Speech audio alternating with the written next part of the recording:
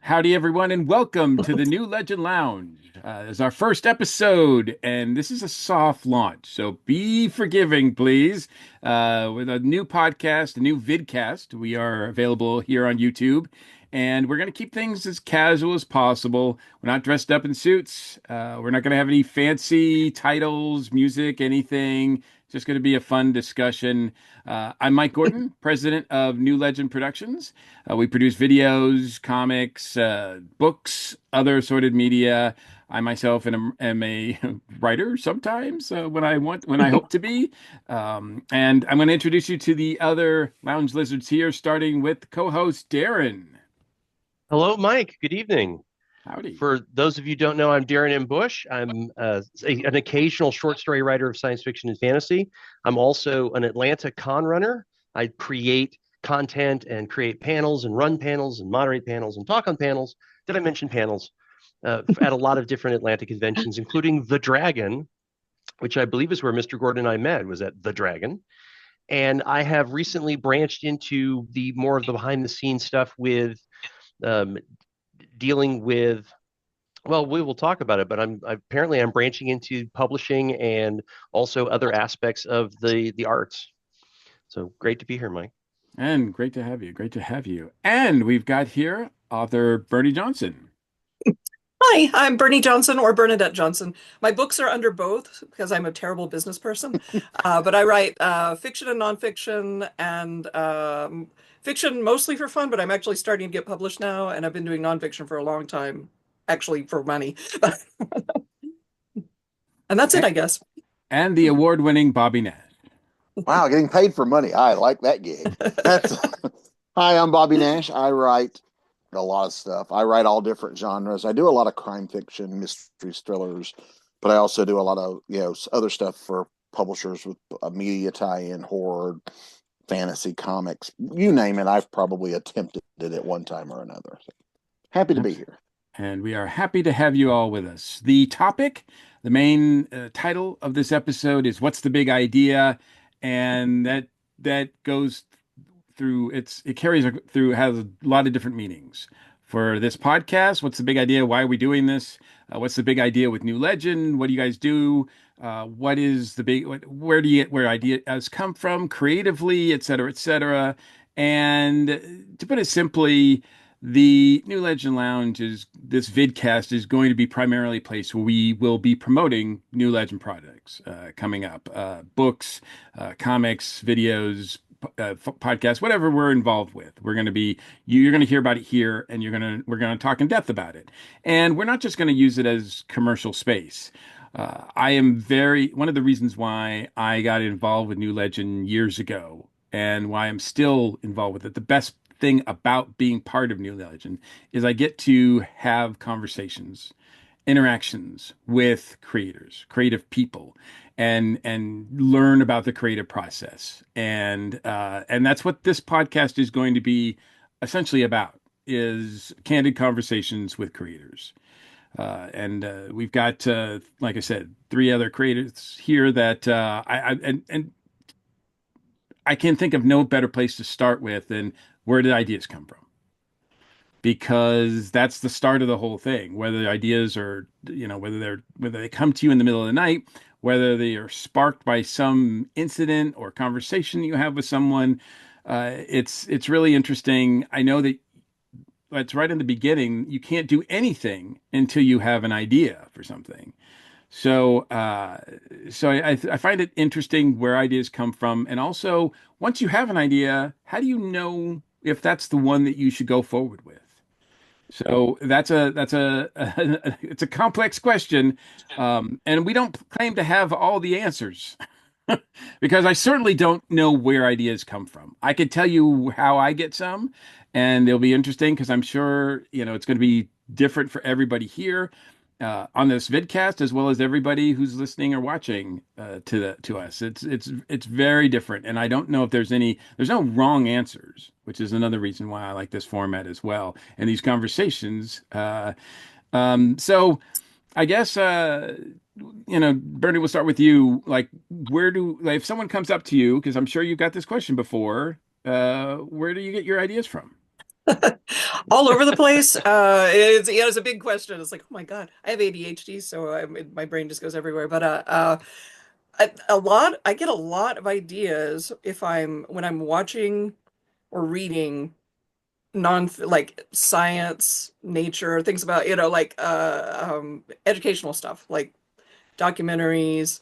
For some reason, back in my undergrad or my graduate, when I started graduate school, I was in some humanities computing classes, and we read something called, I think it was called the Cyber Reader, and it was just a bunch of snippets from all kinds of essays, fiction and nonfiction, about what it was to be human and cyborg stuff and all this stuff. And I got so many. I just filled a notebook, or almost, or at least a page of it, with ideas just that were sparked by that, and reading science articles, reading right now, political articles don't spark as many story ideas, but they do sometimes. But a lot of those now I'm just getting mad. But yeah, like reading and watching other things that have nothing to do with writing in particular. When I watch writing stuff, it makes me want to write and usually gives me ideas for how, the process and stuff. But I really get my ideas from everywhere else. Because I think that's a distinction too that's fair because it's not like only creative people get ideas. Yeah, Or I should say, only artistic people get ideas. I think everybody gets ideas, yeah, but it's a question of we get, I think, in particular, asked more because people look at some work that we've done and are just like, how did where did that come from? Like, is that yeah. seems to come from nowhere? Well, and I Um, will say the ones that when I'm reading stuff like that, the idea might not be exactly what I'm reading.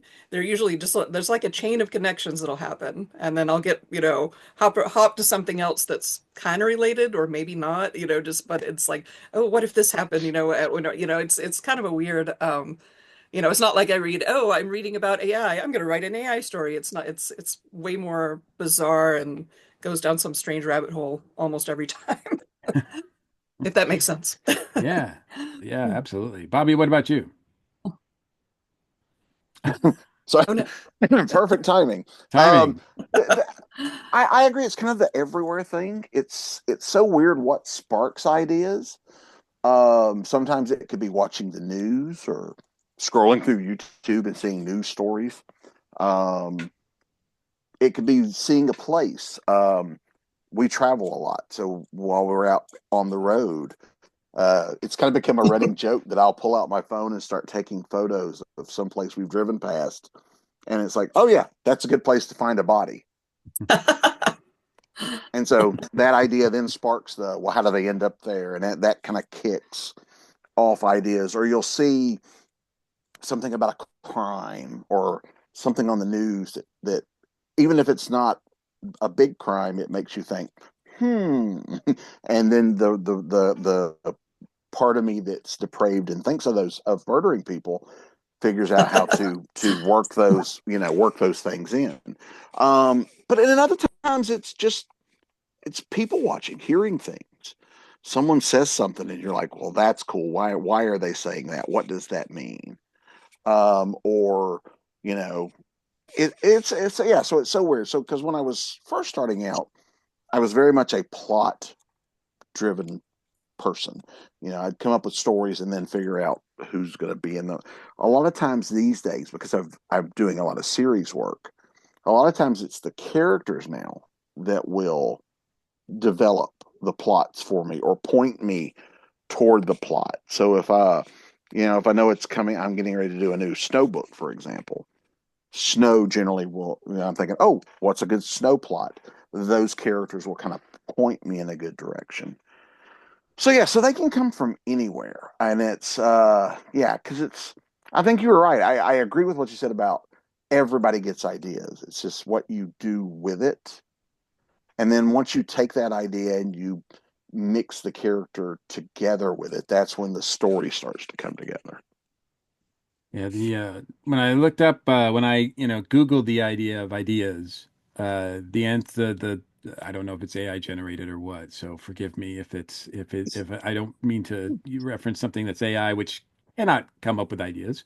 Uh, uh, the answer would said something generic, such as humans, we're constantly thinking, thoughts are nonstop, and amongst these millions of thoughts, we think there are times when we find an interesting idea emerge.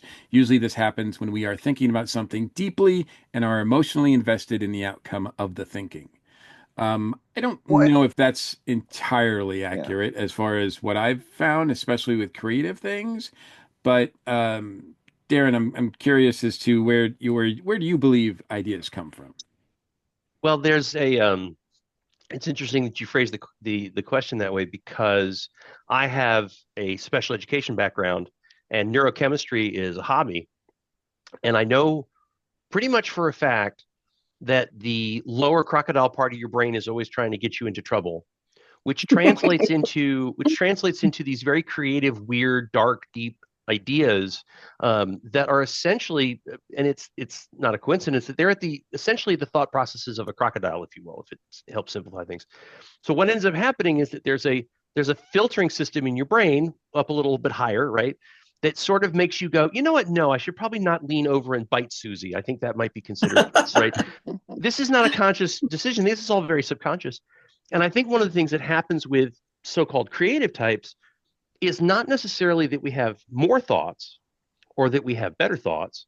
I think it's a mix of we allow ourselves to kind of explore those thoughts, which right that isn't a warm, fuzzy, comfy feel discussion, right? It's we sort of are willing to explore the darker side and the crocodile brain a little bit more, but then also we have a process where we take those sort of weird ideas and we go, that would make a really good story if I could build it into a narrative framework and come up with some decent characters and make it make sense. So there's that what if thing that your brain's constantly doing as part of its survival process. And our human brain sort of goes, you know what, I'm not going to do that, but that would make a really good story. Yeah, no, I think the key two words there for, ideas, what sparks ideas is the just asking what if. Mm-hmm. What if this person did this or what happened, what if, I bit someone? Like what would that play out? What would that be like, and how would that play out? And if it's interesting, then you've got your story. But Well, that's a that, oh, go ahead. oh, sorry. I was going to say that that made me think about the fact that I write a lot of horror and I don't go around hurting or killing anyone. I shouldn't say a lot of people. I don't go around hurting people. I swear.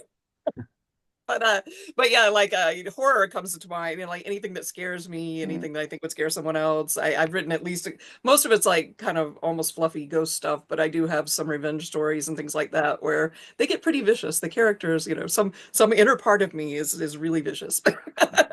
But yeah, I you yeah. play around with the bad stuff, and go ahead. Sorry. I've murdered a couple of hundred people in books. Uh, Yeah, Yeah, none in real life. Just this yeah, yeah. afternoon. Just that is one of my uh, one of my favorite T-shirts of all time is "Be careful, or I'll kill you" in one of my yeah. novels, and it's like or something And to that effect. yeah. But I think too when we're talking about ideas are the beginning of the creative thing. Because in all honesty, because you said, like you said earlier, everybody has ideas. Ideas are a dime a dozen. It's what you do with the idea. Yes. Because, like, if the four of us all had put together and said, here's the idea, here's an idea, the four of us went off and wrote a story, you would get four very different stories because how each of us approach that story would be different. Because there's what is it, seven is the seven basic stories that there's or Yeah, something like that. 7 So plots. yeah, there's seven basic plots, but it's what the individual brings to it because each of us would bring not only our own real life experiences, but we're also different types of writers. And so we bring all that to it. So starting with the idea, it's where you go with it next. I think that what turns it into a story, Right. that an Yeah. idea alone, because we all do conventions and stuff. I'm sure we've all had people come up to us and say, "I've got this idea," Yeah. and that's all they've got is the idea, and that's a good starting point. But that's not a book. That's Right. just the idea for a book or a story or whatever. And no matter where that idea, like what actually causes the ideas, whether it's random bioelectrical pulses in your brain or a divine muse just blessing you with this notion, uh, whatever you believe that that comes from, I do find the process is interesting. Me personally, it's not something that I can force. I cannot. I have terrible luck if I'm going to sit down and get into the Rodin sculpture pose. Strip off all the clothes and get in the pose. I know, BG, right? Video, video.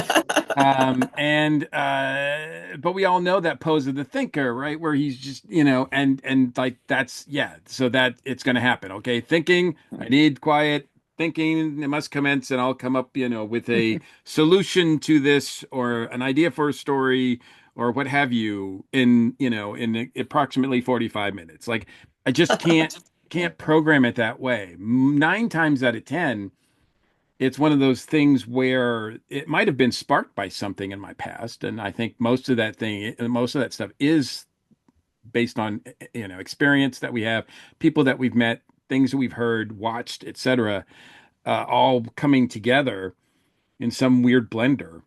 Mhm. But you know, from when the pin is pulled to when the explosion happens can take decades sometimes. I don't know if there's any way to sort of grease that along so that it happens a lot faster. But I found one thing that helps me if I try to remember something, or if I need to remember something, or even create something, is just don't think about it. Don't force it.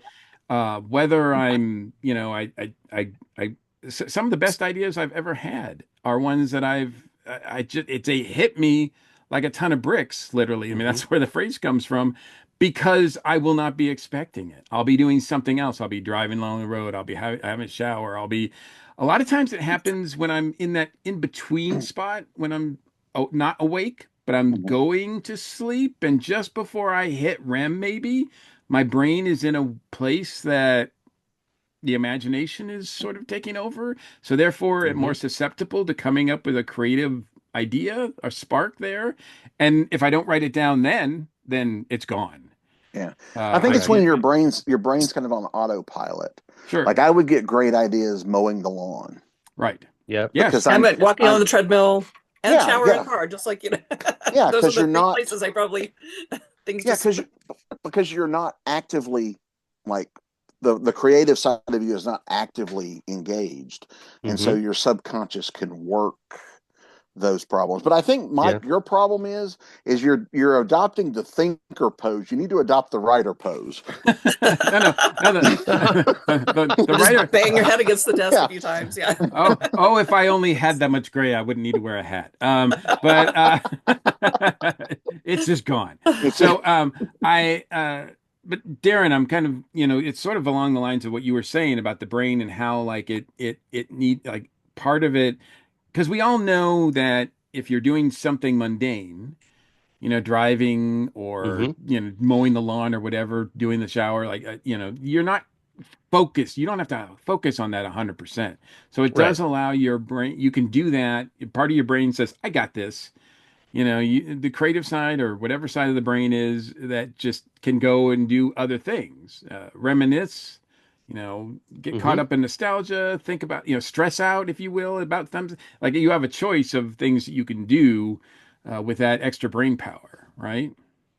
Yeah, absolutely. One of the things that I've made myself do is keep something near the bedside so that when I wake up at 3 in the morning with a short story idea, I record it.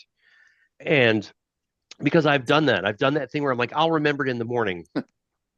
No, no one ever the remembers it in the greatest morning. lie we tell ourselves. Greatest lie in the world. I have I drive my wife crazy because every once in a while, and I had to like I should really put a grease pencil in the shower right next to the shampoo so I can like okay a guy on the road behind the trees, right? Because like in the shower I get these really great ideas, and sometimes they make it, sometimes they don't. I have actually leaned out of the shower and yelled at my phone to try and start a note, and I'm just yelling. I'm going, hey.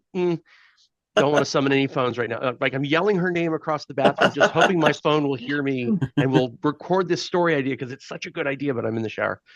It's you have to, as I said before, is you sort of have to get out of your own way. You have to allow these things to happen because they do happen. Well, and it's a great point. Like, I think showers are a great idea, great places because you're doing something practical that is going to benefit everybody and like everybody because Everyone in your life, you're yes. cleaning. Yes, you're cleaning, and also you can get ideas from taking showers, and also you sound like a real musician when you're singing in the shower. You're the Like best singer. Yes. everybody sounds amazing in the shower. The acoustics in everybody's shower stalls are amazing. Nowhere else. Nowhere else.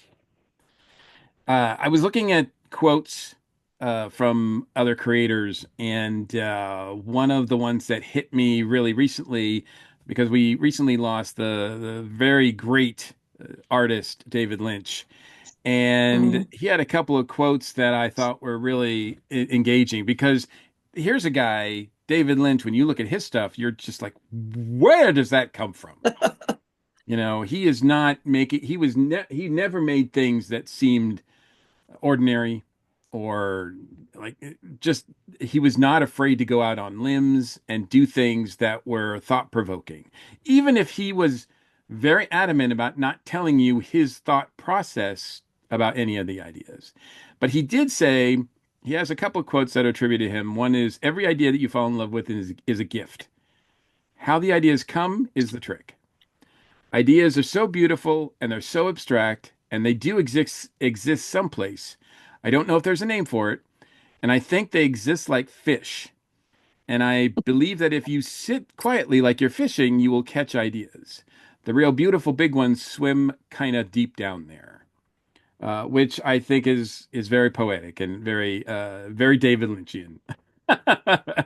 Yeah, Because I do feel that's true. yeah, because and sometimes I don't know if you guys ever feel this way, but do you sometimes feel like you get ideas that you're not smart enough to have come up with on your own? Yeah, I Like that's read some of my old stuff and go, where did I get that? yeah, That's like that was 20 years ago. I'm like, I didn't even know I knew that stuff. yeah, But yeah. Oh or yes. characters will do stuff that is above what I consciously know.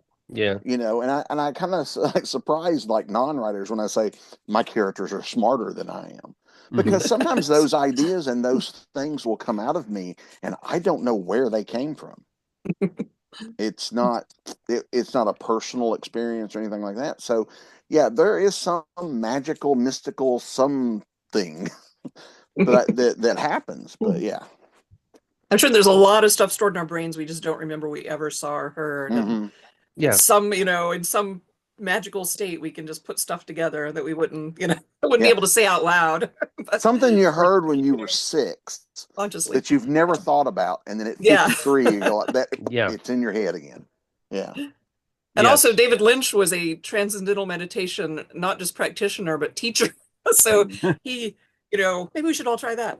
Then our stuff will be, anyway. Um, but yeah, so he mastered the being still and not thinking about things. Um, But also there is a practical process for I'm going to call it co-authoring, maybe co-creating is a better term, where one of the things that I like to do is I like to sit around on the sidelines of these various conventions that we speak at and work at. And I like to hang out with other creatives and just sort of talk about all the wacky stuff going on in the world. And one of the ways that you can come up with a new idea for a story or a piece of art is to just to take something off the shelf. For me, it's kind of almost literal. You just take something off the shelf, you take something else off a different shelf, and you go splush, and you go, all right, put the right. Um, and so what ends up happening is I will make sure to go back and do my best to give credit to the other author who is on the other side of the discussion, who inspired me to come up with that really ridiculous story that by myself it wouldn't exist. But they're the one that put like giant squid into the story, and that to me is the whole story, even though I contribute the other 50% of it. There's something fun about like tapping into a friend's subconscious and them tapping into yours. There's this sort of cycle of like, oh yeah, and then a giant squid shows up. And what I would love to do, never really actively pursued doing this. What I would love to do is get two people together and have them have a conversation about a story they're going to work on, have them go away, write the two stories, and come back and go, wow, that's not what I thought you were going to do. Because as I think Bobby was saying, is coming up with ideas is really actually not the important part of the conversation, because as most of you know, AI can do it really easily. And what AI is doing is instead of taking two things off the shelf, it's taking 10 million things off the shelf and going splush, which is why it's so bizarre. But there's something wondrous about the having the idea. But what you've really got to do is you've got to get those ideas written down and look at them and enjoy them, and then that is irrelevant. Now get to work, write the story. Plus, Right? I think Go ahead. with what you're talking to, there is also something to be said that opens up some creativity when talking with other creators. Like I've had conversations with all three of you about stories, over the years, and we've talked about various things. And sometimes just like I can't talk to people in my regular life because it's gibberish to them talking about stories and characters and but talking with other creators, that's why when I come home from a con or an event, man, I am creatively energized. I'm physically exhausted, but I'm creatively energized because being around other creators has kind of stirred something in me. And I think that kind of helps with the creation and idea process, because when you're kind of on that creative high, that part of your brain is like working overtime. Yeah, I was going to say at some point that sometimes like Bobby and myself and Jeff, or Bobby, Todd, like there's certain people, that we hang out with and every now and then have dinner or something. And we'll just generate ideas like crazy just around the table, just talking about stuff we're into. And then suddenly it'll turn into, oh, what if we did this? What if we did that? What these two characters did this? I mean, and it, it's, we really need to actually have that every couple of weeks or something, just so. The problem And then is actually pick this up we and do something. yeah, I say we all end up with so many ideas. If any of us never came up with another one, we've probably got Yeah. enough to keep us busy the rest of our lives. Yeah. But yeah, but I thought, but yeah, those kind of conversations are great because yeah, I've been thinking about doing this. Oh well, what if and yeah, it just explodes, and yeah, it's very very nice. Yeah, well, as I said, sometimes once the pin is pulled out, sometimes it takes a long time for that Mm-hmm. explosion to happen for the idea. But other times, as you guys pointed out, if you find someone that you can be creative with, that you can bounce ideas off of, I mean, that is special. That's a special kind of relationship, and that's really awesome. I mean, it can be, dare I say, like, better than sex. It could be just it gives you an amazing high and so many great rewards. And I guess it's a form of procreation in some ways. Mm-hmm. I don't know, but I But haven't really. it's also good too for the other thing, having people that have the same understandings or the same mindset. When it even works the other way, when you need someone to talk you off the ledge, I have writer friends that I can go to, and it's like, okay, I am stuck, or I am not. This is not working, or what? Having someone who understands that helps. Because Yeah. again, people that are not in the creative field, because how many times have you said something to one of your friends who's not a creator, and they go, "Well, you're the writer. Just write it that way." You know, Yeah. Or not they just how look it at you funny, works. like, okay, Bernie, Yeah, and walk off. Just put the words together in the right order. Yeah. yeah. I mean, And it's then that easy, What right? were cash words? the Yeah. big check, like it's Yeah. Oh, yes. The big checks. No, okay. That I was watching a show. It was Rosemary's Baby from 2014. It was a miniseries, and one of the big plot points was the guy wanted to finish his novel so that he could, provide for his wife. And I was like, oh yeah, that I don't think it works that way. Oh yeah, what was Wanted that? that one novel published. Yeah, there was a. Did I a big forget. I forget the name of misconception. it. There was a Stephen King novel, and the first I picked it up and I read the first chapter, and it was about this guy who had just sold his first comic book script ever and was going to buy his new house. And I put the book down because, man, that is a fantasy world. Yeah, it's yeah. Can only suspend the disbelief so much, right? So far, yeah. Yeah. Sorry, I didn't mean to derail us. It just that No, my head absolutely. when It's all part of the discussion. It's You're all part. assuming there's a rail. Yeah, there's there's not. Yeah, yeah, you we're talk about anything? Okay. Well, I the won't. I don't know about anything. I do actually. I want to say that one of the things that sort of continues this conversation is you talk to other creatives who like one of the things that's so great about working with Bobby is he doesn't respond to your question as if you are somehow like, oh my God, I can't believe you don't know that you haven't caught up with me. I was asking him about like writing scary stories. I think this was a virtual panel we were doing. I was like, how do you get into that whole like I'm so scared. There's a monster outside. I'm so scared. And he told me how he does it. And the next time I went to take the trash out to the street in the dark, I about I about scared the crap out of myself, just sort of going, there's a monster in the bushes, and I'm dragging along the garbage can. I'm like, thanks, Bobby. But what Every time My work here is done. Yes, Bobby vicariously scares me once a week, every night on every Thursday night with the trash. But the reason I bring that up is because if I ever need to engage somebody in that vocabulary about, well, okay, Darren, you write this science fiction stuff. How do you get into the head of an alien creature that you invented? I now have, thanks to Bobby, I have some vocabulary to sort of pass that on. There is some shared vocabulary that creatives have, and I'm not talking about writers, I'm talking about creatives. I have a friend who's really does amazing things with music, and he and I have this conversation, even though he's not a writer at all. He has no interest, but he and I can have this conversation about, well, how do you like start off a piece of music where you need something to sound like something else? And he's telling me, and I'm like, that's how I create a story. That's how I create a short story. He and I have very similar vocabulary and processes, but his end result is music, and my end result is a short story. Right, because there's a lot of that stuff that works together. Like a lot of it with like music and right, a lot of it has feeling. Like feeling is a great way, or emotion. Mm-hmm. There's a lot of that. I mean, yes, a writer and a musician are delivering it in different ways, but you're still kind of touching on the same general idea of, you're getting across an idea. It's just the medium you're doing it in is different. Just like an Or you're trying actor. to. Yeah.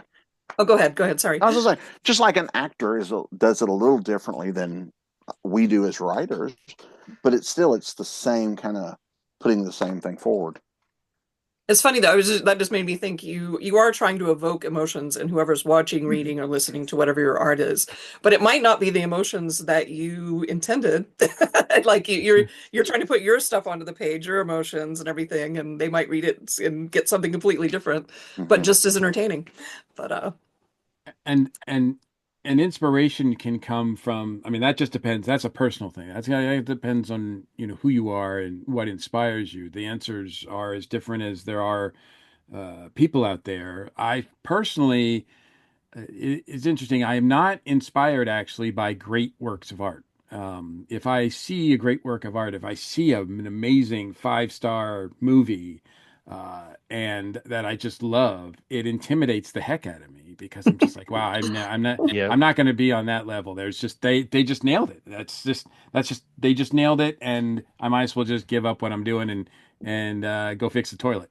Um, but um, but if I see something that's kind of meh, or something that has an idea, that a promise of something potential, and I watch it and I'm like, man, that did not go the way I would have liked it to gone.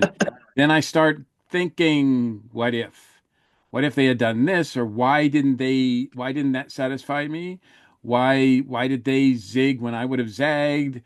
And that gets the wheels turning, and I can then start, applying that to a project that I'm working on, uh, because I've got that sort of pathway to do that creatively. Whereas, so sometimes I'll just like, I don't, like, let's watch garbage, because sometimes it really can inspire you. Mm-hmm. I watch a lot of garbage, but it's Yeah. not even the really great stuff. inspires me in the same way sometimes. I'll rewatch things 20, 30, 100 times. I saw The Thing for I don't know what time, I've probably seen it at least 15 times, maybe 20. And I watched it a couple of years ago and I was like, when the alien took on human form and it could talk, why did nobody ask it any Mhm. questions about where it was from? What, it might not have answered, but nobody even thought to ask it, and that gave me a bunch of story ideas. Yeah. And I Yeah. love The Thing. It's a fantastic. John Carpenter's The Thing is one of my favorite films of all time. But yeah, it made me go, yeah. What if what would I have done differently in this situation? And that Yeah. spawns a lot of ideas. Yeah. That what if Y- there that is again. Yeah. Yep, You, yep. What if? this reminds me of years ago. Mike and I would be talking on the phone, and there was a television show that we both enjoyed, and every week we'd be like, "That's so good, I just want to quit writing." So we had to find a show we didn't like, so we could Yeah. say, "Okay, that makes me want to keep writing because I think we can do better than that." But Yeah. yeah, When I part of my standard interview questions for authors, I've been privileged recently to be able to actually interview some New York Times bestselling authors and kind of compare brains, if you will. And I find that really, as far as this discussion goes, no, there's not a huge difference. Their processes and the way stuff gets out of their brain onto paper is actually very similar to what we talk about. So one of the things I have in my quiver of arrow questions for these authors, and when I do the interviews, is what was something that inspired you to write? And the other side of that coin is, can you remember the first time you read something and you went, "This is garbage. I can do better than that." And those answers are much more insightful and important to me than when you read Shakespeare. What does it make you want to do with your writing? Right? It's that garbage you saw in a trade rag that was just so badly written and you couldn't believe somebody got paid for it that made you go write something. I think those I think stories are much more inspiring. I think the case we made, a lot of people looked at Shakespeare and said, I can do better than that. I mean, I Well, And think then si- he I think since I think Shakespeare more Shakespeare has been rewritten than almost anything else ever, right? And Uh, really, his stuff, a lot of his things were works of art before. I mean, Mhm. yeah, he did true. Julius Caesar, Troilus and Cressida was actually a Chaucer thing before it was, and of course it was a mythological thing before then. And I mean, it just, so he just wrote it differently and presented it differently than so so other. yeah, so Shakespeare was the original king of reboots, is what you're saying. Yes, I yes, and mean so that a yeah. lot of original stuff I have too. never actually thought of that, case could be But yeah, made. You but could yeah. dial that back to Homer as well. I oh mean, yeah. I So mean, he it's was like all. the guy who read the old thing and went, I could do this better, and I mean, I've stopped getting sort of bogged down by trying to come up with something original. I think, when you're younger or you try to, people are like, oh, well, what's an original idea? We're looking for original ideas. And I don't even think that the powers that be that pay the money are looking for original ideas. They're looking for ideas that will things that make money. bring them money, Tried more and money, true. right? Yeah, Tried and Yeah. true. exactly. So, uh, and yeah, I don't get bogged down by what's been done before. I just try to do what I want to do and make sure that I'm not pinching something illegally. So Right. so that's about the best I can hope for at this point because as I think one of you pointed out, like, we might all have the same, like we could all have the same idea to do something, but we're all going to do it differently because of what we bring to it.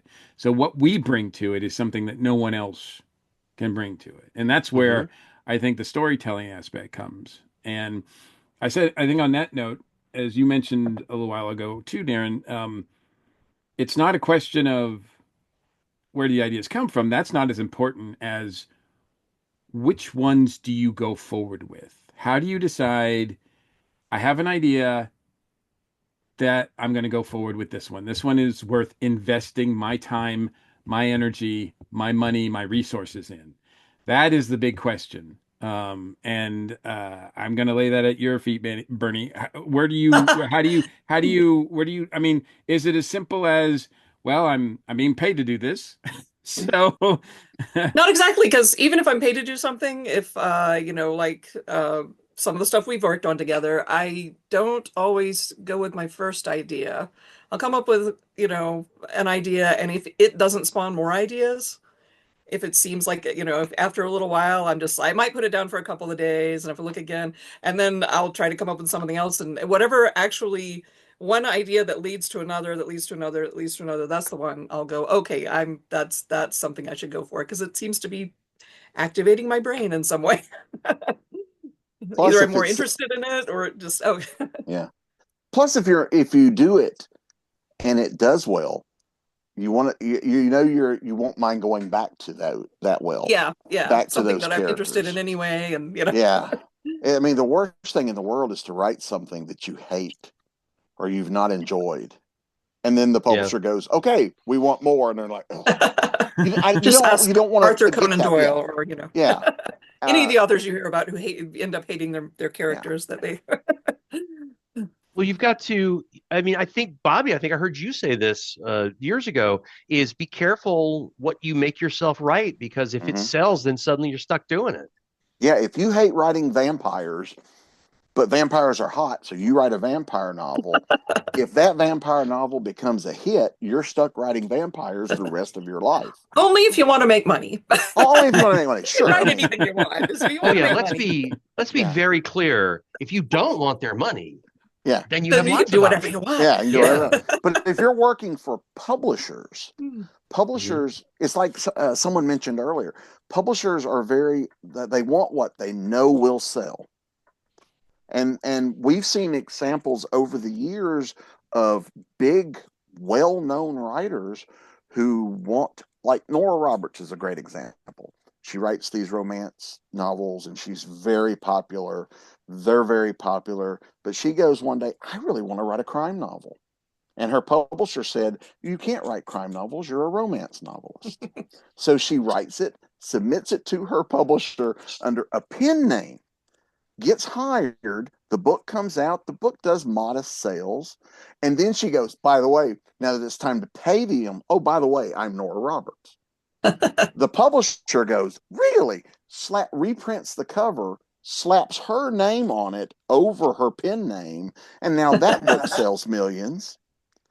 But you have to prove a lot of times to them that you can do these things, because like I think it was Mike who said they're not always looking for anything original. They're looking for what they know will sell. And if you write a vampire novel and it's popular, if you want to keep working for that publisher, you're going to be writing something with vampires. Yeah. Yeah. There is. So it's always good to write something you're at least interested in. Yeah. It is. The money changes things. Every once in a while, someone will say to me, well, Darren, what genre do you write in? And I go, well, nobody's paying me, so I write whatever I want. Which is the flip side of that, which is if somebody said there's this money sitting here with your name on it, I'd be like, well, today I like vampires, or whatever. That would be I haven't been offered that conundrum yet, but we'll see how I respond to it. Maybe. Well, I wanted to write. I was doing when early in my career, I was getting hired to write a lot of horror, superhero, monster kind of stuff. And I was like, and I'm happy to do that, and I still do it. But I was like, I love these crime thrillers, mysteries, murdering, and I love that. I want to write some of that. And no publisher would hire me for that very reason. It's like, well, that's not what you do. So I started doing them on my own and publishing those myself while working for other publishers. Today, publishers, because they know I do those now, and I've had a small amount of success with those publishers that told me I couldn't write crime dramas are now coming to me going, we'd like to hire you to write a crime drama or a crime fiction. So it's tough. But yes, you're right. The money changes things. I mean, sometimes you get offered things that you may not be super, super excited or interested in. And then they offer money and then you get more interested.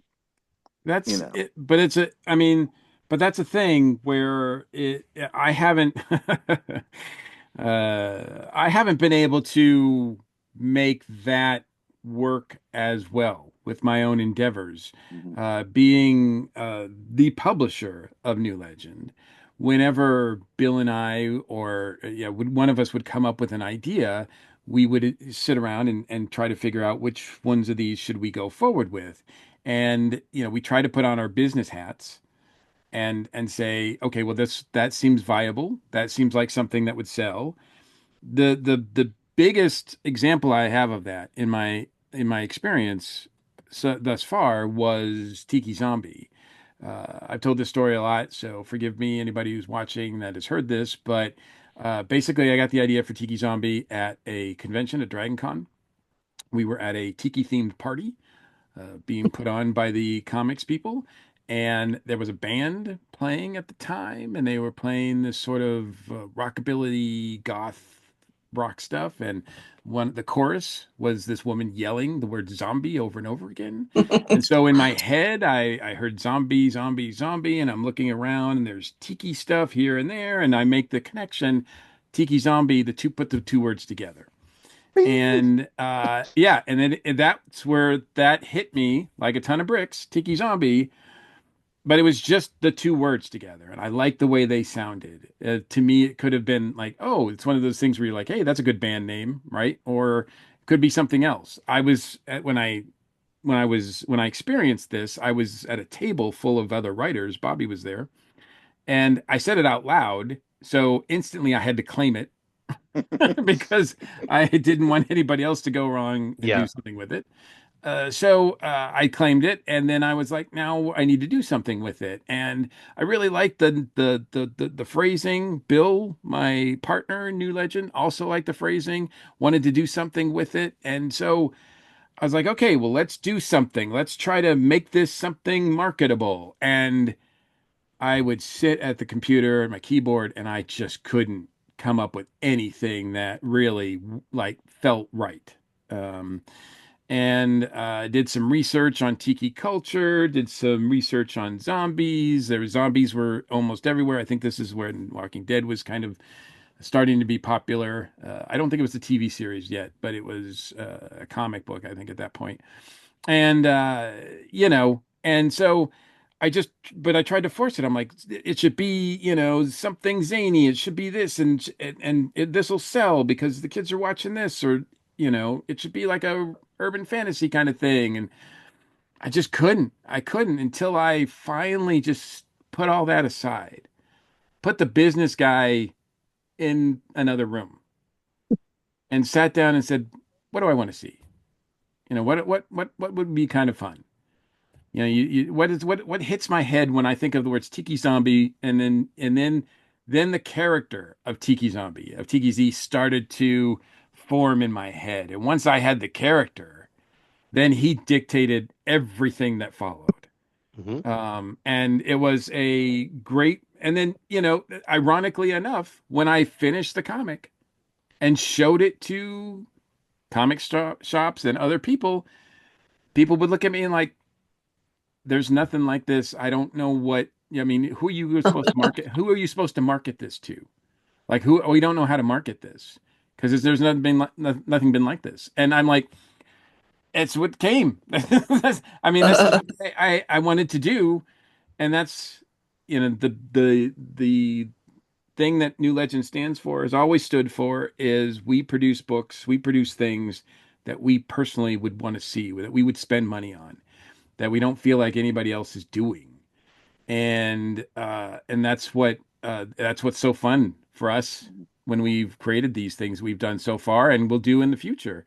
Because So if had you have listened to the business side and tried to make it fit a mold, do you think you would enjoy T Zombie as much writing it and creating it today if you had made it be something other than what was just the creative was selling?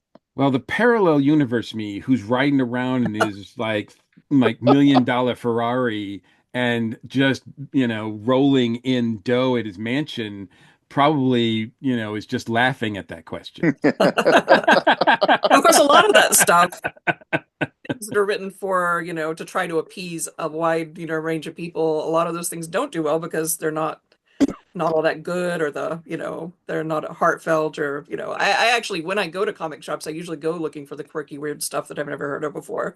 So, Well, yeah, but because you make Because you may already have a favorite zombie thing or a favorite vampire thing. So a new one, it's just like, I've already got that. But it's a tough thing because the business side of our brains, or at least mine, the business side of my brain is always wanting to say, no, you can't do that. No, don't do that. No, you can't do that. And it's giving you all these excuses why you can't do it or why you shouldn't do it. And it's, yeah, and then you have to kind of listen to that. Is it, because I've done stuff before that I thought this will be the thing. This is the thing. This will be the thing that puts me over the top. And nobody cares. It comes out, nobody cares. There's this other thing that I enjoyed doing, but I put out, but I didn't expect anything. And that's what people glom onto. So chance is a factor too. I mean, just very you never much. know. Timing, very much. Timing. You could put out something like super great. Like, had I put out, Evil Ways at the exact same time a movie or another book that was almost the same type of thing come out, it could have gone a whole different way. So yeah, timing. There's a lot of luck, chance. There's a lot of work too. I mean, we are out there talking up our stuff, trying to get our stuff in front of people. But there's a whole lot of factors that we have no control over. Just like with movies, great movies come out. You mentioned The Thing earlier. Technically, The Thing was a box office bomb. Yeah. But it has become a beloved cult classic just because it came out at the wrong time to be a hit in the theater. Yeah, the wrong time. Yeah. The wrong, yeah. And so, or it come out, like all these, something super huge, like anything that came out the same week Star Wars did, or Titanic did, those may not be anything wrong with those movies, but they're overshadowed by something that was completely out of their control. There are so many stories about cult classic movies that were unsuccessful when they were released, and like 6 out of 10 times it came out the same weekend as insert some movie that everyone has seen because everybody's heard of it. Yeah. Like if you put out a movie the same week as Star Wars, you probably got buried. Yeah. No, for a fact, absolutely. The one of the things that happened with The Thing was the movies it was up against. It was up against science fiction's yummy, creamy, warm, fuzzy kind of decade, and John Carpenter came along and went, "No, I'm going to make it splatter all over the walls." And yeah, well, and that was a big year for like hit movies anyway. The same year, so I mean, there was a lot of was Ghostbusters around it, or was that just a lot of near there? there? It was a lot of. It's a big year. It was a big year. There's a lot of and that's the thing. I mean, I can't look. I'm a baseball guy, but I cannot correctly predict who's going to play the World Series or who's going to win the World Series. I'm a movie guy, but I cannot tell you who's going to be the biggest box office, even though I've tried many times, and I'll try again this year to predict who will be the big box office winner of the summer, or who will win the Oscar. Even with the choices there, it's still, I feel like a crapshoot with me. So I can't say that I'm very good at predicting what will sell and what people will respond to. The only thing I can do, the only thing I can control as a creator, and this is how I decide whether to move forward on projects or not, and ideas, getting it back to that idea, to move forward with an idea is if I'm excited by it. Bernie, you mentioned if this idea makes me think of this idea and this idea and this idea and brings this to it and then brings this to it. If I'm constantly excited and thinking about the possibilities and taking it as high as, oh, wow, it could be a movie starring this person and it could have it could feature these kind of items in a Happy Meal or something like that, and inspire me to think of all these possibilities and potentials, not just business wise, but also creatively creating this world, then that's an exciting thing. And I know that's something I should really go for instead of, oh, this would be kind of a cool little thing, but I don't know what else we could get out of it. Yeah, sometimes those you get ideas in the doing of it, where you're writing character notes or just notes about this one standalone book, And I remember there was one, Bernie and I were working on one together. And I think when I was writing one of the characters down, I was writing this bit about the character and I just typed in a note. And when he dies in book 3, this is why he will be murdered in book 3. And because the world was continuing. But yeah, it's for me deciding to go forward with something. Yes, if there's a publisher saying I need this, that pretty much does it. But for my stuff, for the stuff that I do myself, a lot of times it's, is it a good idea? Is it a character that I enjoy? Right, like if I get a Snow idea, I know that it's going to go because that's my, it's a series of books. But for the standalone stuff, it's like there's got to be something there I want. I very rarely. This is probably why I'm not a more successful businessman. I don't think, what is the market looking for? I go, I want to tell this story. And then I put it out there and try to find a market for it. Whereas, yeah, if I was smarter, I would have a better plan, and I don't. And so it's, yeah. So there, I don't know. yeah, Writing for a niche is actually not a bad plan. sometimes, yeah. Find that. And well, and a lot of it depends on what you're looking to get out of it. I mean, we're kind of talking here from like a business standpoint. There's a lot of people that's not their goal. They're writing as a hobby, or it's a part-time thing. They're writing because they love it. They don't care about making a living doing it. So you approach those things differently. Obviously, if you're just writing for a hobby or for the fun of it, you write whatever you want. And because you're not thinking, you're not worried about what will the market bear, because it's not important to you. Right. So yeah, because you're probably not going to publish it. Right. Or you're going to just throw it out there and let your friends and family read it for free, and and there's nothing wrong with any of that. But it's but knowing that in the idea stage helps you. See, I'm trying to keep it on target. Knowing that in the idea stage helps you make that decision of what am I going to publish. When I come up with a new idea, and I have, like we all do, there's an idea file that's hundreds of things in it. Those ideas can come in handy. Like when Snow was created, that was not a plan on my part. That was a friend of mine calling me and saying, "Hey, I'm working with this new publisher. They are looking for people to do some crime fiction, and I wanted to see if you would be interested in talking to them." And I'm like, "Sure." It's pitch them something. I'm like, "Sure." So now I'm hanging up the phone with my friend, and I'm thinking, "Oh, I got a day or two to think about this." And then the phone rings, and it's the publisher going to give me your pitch. Okay, and it's like, I've known about this for 2 minutes. So I go into the idea file in the back of my head where I've put bits and pieces of ideas. None of them are fleshed out, but it's just these 3 ideas, and I slammed them together. And those 3 ideas became Snow. So sometimes that you were talking earlier, some of them take forever. Sometimes they come quick just because you're under the gun. Then it's a matter of making those things work. After I smashed them together, but they were enough for the publisher to go, "Okay, I like that. Let's go with it." And then you have to follow up. I swear, I thought you were going to have a Bruce Wayne story where all of a sudden a snowball came through the window. Yes, Calvin, the kid next door. Snowball. I have. There are plenty of ways to exercise the creative juices and make those sort of exercises happen. There's tons of them you can find on YouTube and Google them. One of my favorites is entering short story contests where they give you the prompt and then you have 48 hours, write a story. And what ends up happening is that every time I get my prompts for one of those 48-hour contests, I'll just kind of drudge down the hall and I'll go see my wife, who's my copy editor, and I'll go, "Nadine, you won't believe I got romance again." And she's like, "Oh God, oh, you hate that." I'm like, "Yeah."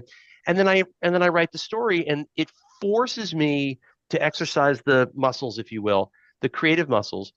And so there is something to be said for sit down and do some of the creative work and write it down somewhere, put it in a document, save it electronically or physically.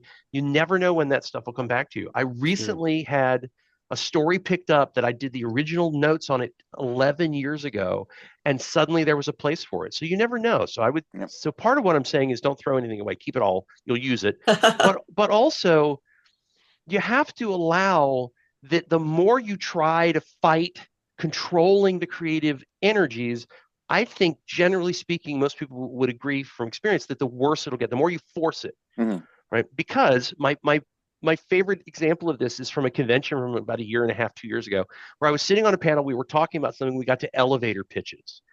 Now, personally, I hate elevator pitches, but professionally, I understand what they are and what they do. And so we were talking about them, and just I heard myself say out loud to a room full of people who were interested in the writing process. I said, guys, you got to do your elevator pitches. Like you've got to have it, because it's just a thing that happens. It's kind of like a cover letter. It's you've got to be able to say, all right, it's like Harry Potter, except it's underwater. And the whole room went, really? And I went, no, guys, I was kidding. That was a joke. I just made that up. That's not, I don't. And they're like, no, you should write that, Darren. And so now I'm like, all right, that's my idea. I own that. No one else is allowed to. I mean, I haven't written any stories about it, but I literally just reached into my head and said, what's the most ridiculous place to put Hogwarts? And I was like, at the bottom of the ocean. So it's Harry Potter, except it's underwater. And as a creator, doing short stories for submissions or contests or anthologies is also a great way, because if you're doing a themed anthology, say where it's going to be underwater stories, okay, it's going to be you and 10 other people submitting underwater stories. So if I'm doing something like that, the first 5 ideas I get, don't even think, they go away, because if it comes to me easy, somebody else has already thought of that generic plot. So it is a creator that helps you kind of hone ideas, what, for you, for what works best for you. How are you going to, you're going to put Harry Potter underwater. That's what you would, whereas other people might not have thought of that. There's going to be a submarine story. There's going to be an earthquake or a volcano.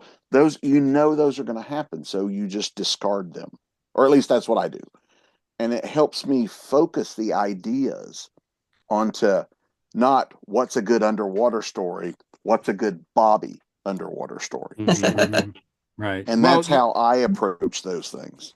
Yeah. I mean, and that's where, and the more it is part of you, I think the bolder it is. And that's why, I was glad to use someone like David Lynch as a primary example for this discussion, because when I watch David Lynch's stuff, I just get the feeling that, and from the behind the scenes stuff, I mean, he doesn't give an F about selling it. I mean, he needs to tell it the way he's going to tell it. And that's a great attitude to have. Now, me being the writer and the publisher, that is a very difficult, those are difficult situations for me to confront within myself. Do those two argue a lot?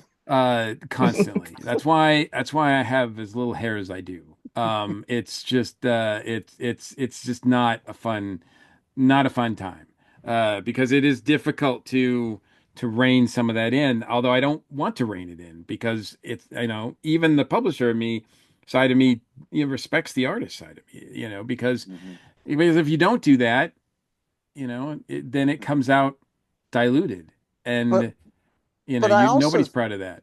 Sorry, I also think, though, the other way has to work as well. The creator has to understand who they're working for.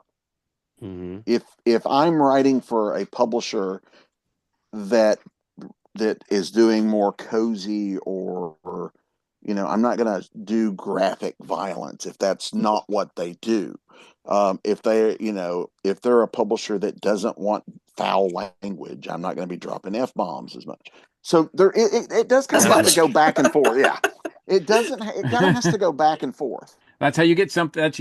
That's why you get a movie like Dune from David Lynch, right? Yeah. So because that was him trying to appease the studios, and giving up a lot of artistic control, and at that experience he was like, I'm never doing that again. And then he goes on and becomes basically somebody that we now refer to things as Lynchian because of him. Yeah.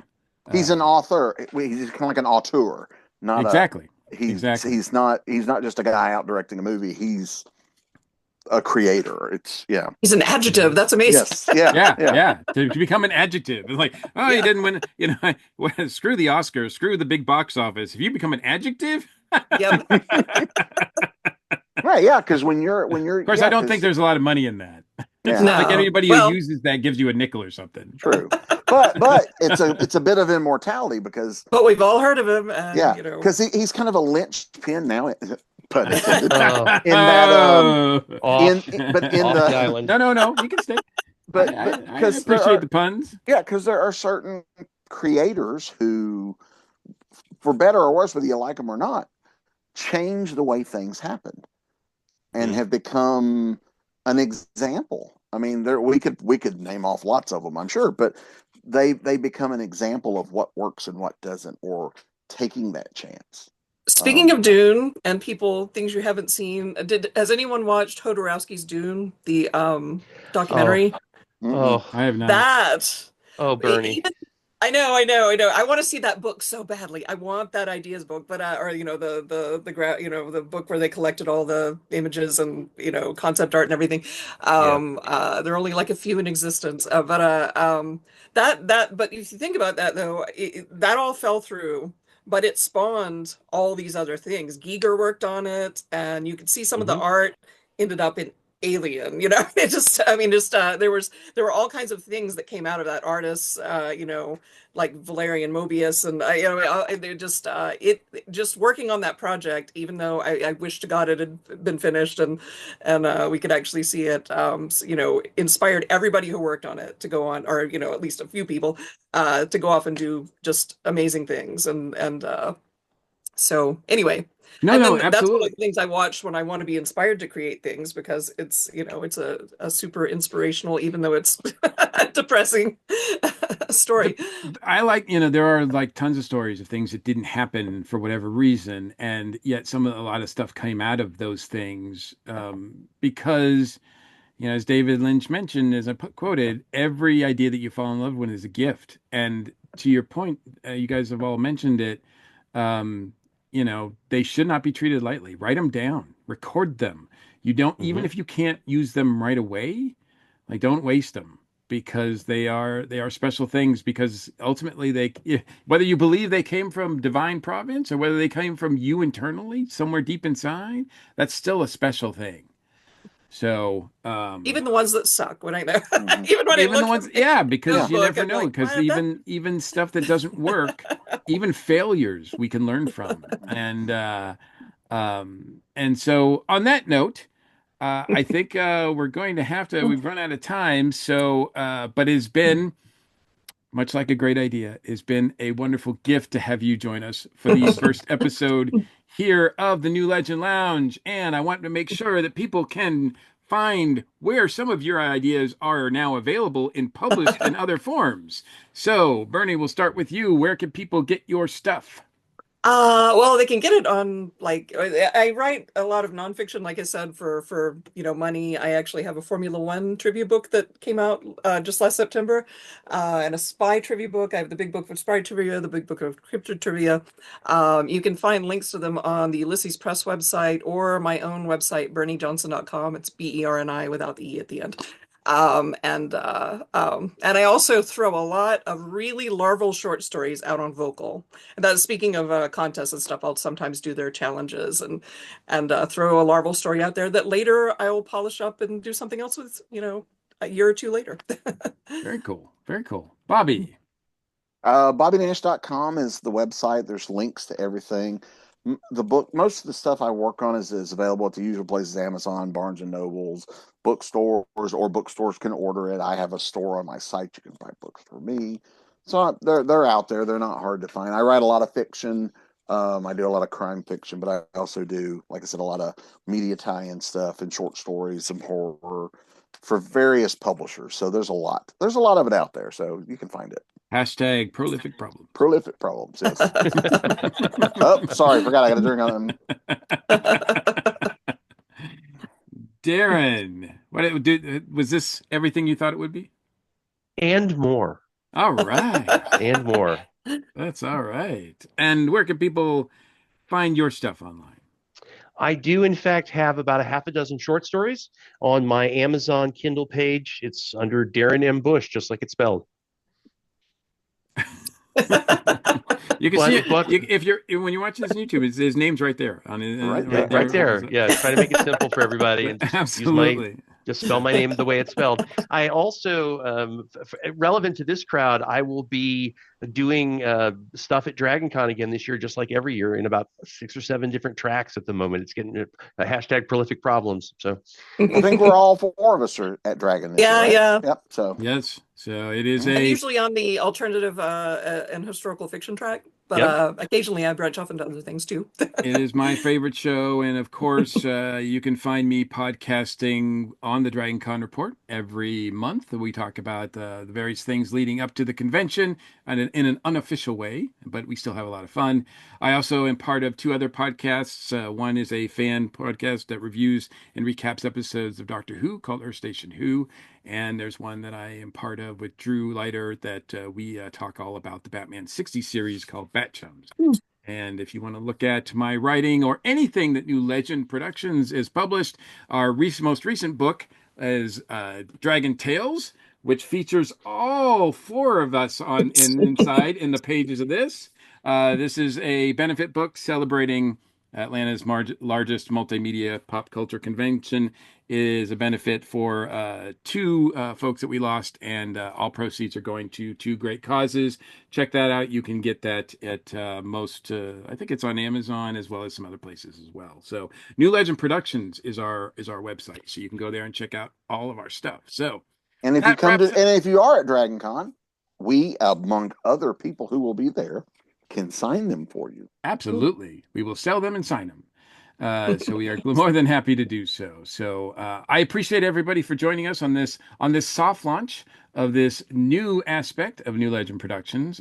We really appreciate you all. It has been my pleasure. Thanks and take care.